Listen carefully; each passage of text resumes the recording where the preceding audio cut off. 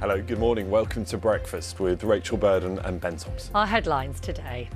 A surge in coronavirus vaccination bookings as 18 to 20-year-olds sign up for their jab in huge numbers. Keep our families safe and just opens be able up to a lot get of back out there. possibilities for what you can do. You know, probably when that travel opens and things, it'll probably be easier if you have been vaccinated, things like that. Those in England who are double jabbed and come into contact with COVID may soon be spared 10 days of self-isolation. How we do like to be beside the seaside. Coastal towns are the biggest winners as the UK economy bounces back from lockdown. And all eyes will be on Rome later as attention turns to Wales, who'll be looking to seal their spot in the last 16 of Euro 2020 when they take on the might of Italy.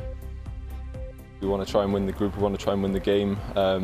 I think that's the best way to approach this, and we'll be doing all we can to do that. Good morning all. It's another cloudy start for much of England and Wales with some early morning showery rain around. That will slowly ease to sunny spells into the afternoon. For Scotland and Northern Ireland today, it's a case of sunny spells and scattered showers throughout the day. More details coming up shortly.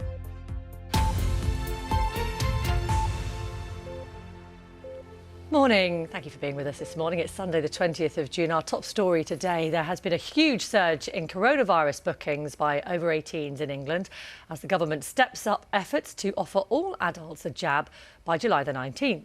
Well, it comes as officials in England consider plans to drop the isolation period for anyone who comes into contact with someone infected with the virus, but only if they have received 2 vaccine doses, as Sean Dilley reports. These were among tens of thousands who turned out in socially distanced lines across England to claim their COVID vaccines during a weekend of walk-in appointments. London's Olympic Stadium has played host to many jubilant crowds in its short life, but few gatherings have meant so much to a country hoping to lift all lockdown restrictions by the 19th of July, the same date the government plans to have offered all adults their first jab. I'd rather have it than get COVID. I'm looking forward to come back to normality in life. As soon as it opened up, pretty much everyone jumped on it as soon as possible. On Friday morning, vaccination appointments opened up to 18 to 20-year-olds. By the end of the day, more than 720,000 people booked theirs. Pop-up campaigns like this are crucial to just get more people vaccinated. The more that we do to help support our local authorities and councils, and the more that we can do to make it convenient, offer choices to our public and residents, then I think that is the right way to go ahead. In the latest 24-hour period, nearly 219,000 people received a first dose. 42.6 million people, or 81% of adults, have now had their first jab.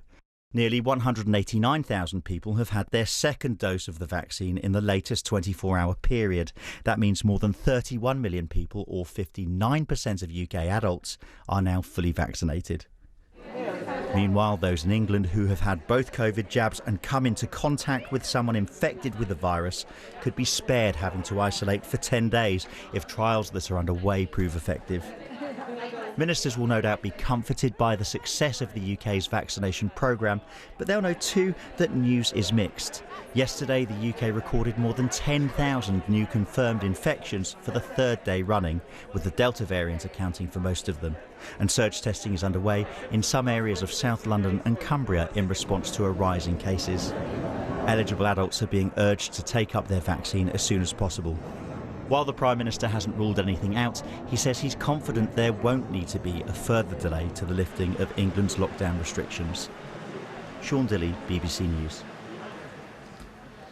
Seaside resorts are bouncing back faster than big cities when it comes to in-shop spending. That's according to new research from the Centre for Cities. The survey suggests large urban centres are still struggling to attract shoppers, partly due to office employees continuing to work from home. Our business correspondent Katie Prescott has this report.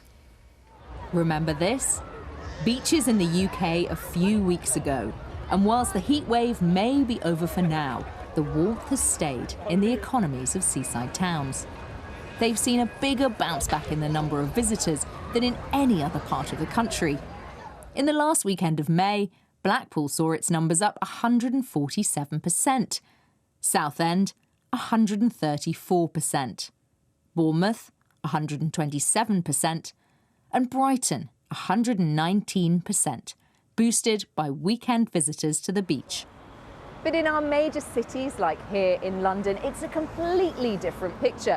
The trend here is for people to continue to work from home, so they're not in the centre spending money in the shops and cafes as they once were. And the Centre for Cities says that if this trend continues into the autumn, then our big cities will see an even bigger economic hit.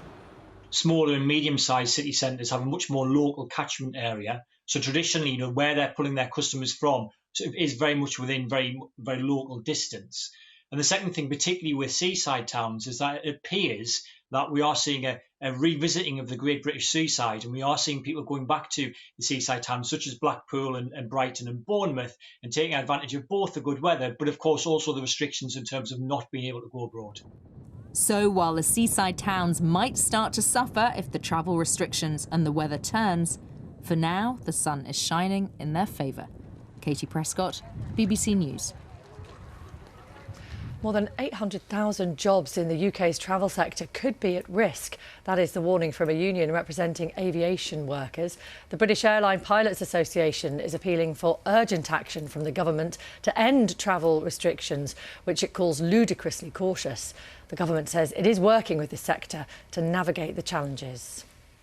The best industry estimates at the moment are that aviation will take 4 to 5 years to recover, and some sectors of the market, for example, some business travel, probably won't recover for longer than that. So it's a devastating blow to the whole of the aviation sector, but that means trouble for the UK economy. If we don't have a thriving aviation sector, then instead of global Britain, we'll have grounded Britain.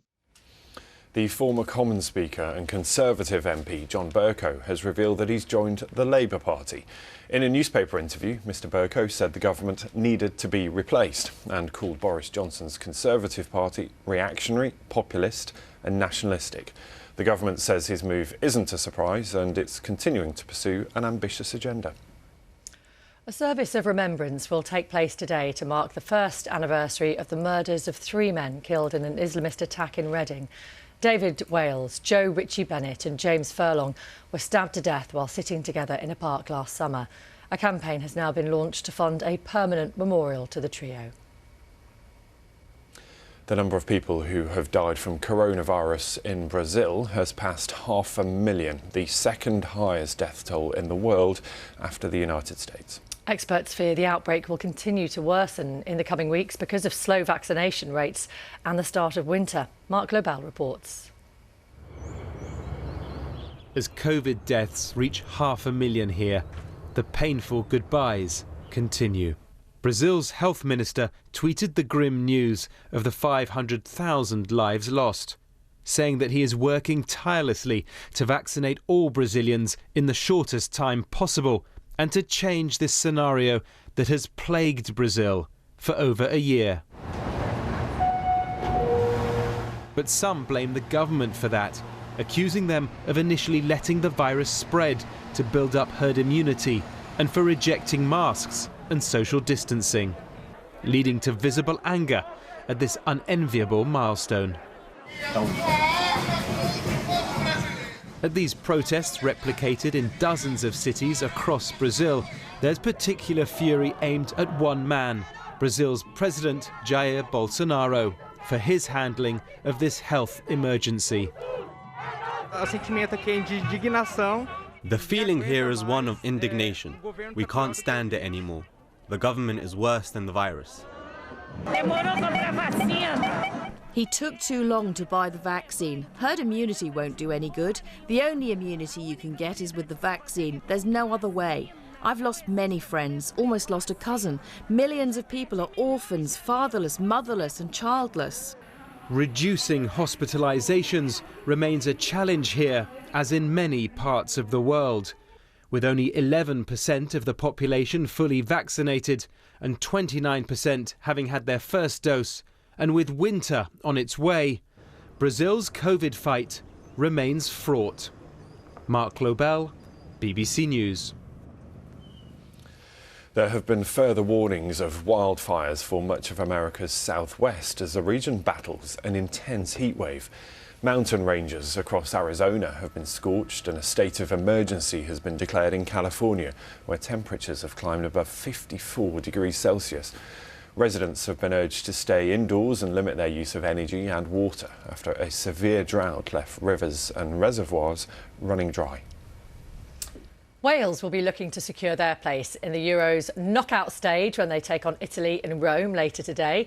Wales have all but guaranteed their spot with 4 points so far, thanks to a draw with Switzerland and that win over Turkey earlier last week. Italy are already through to the last 16, having won their first 2 games. So good luck to them later on. Very exciting.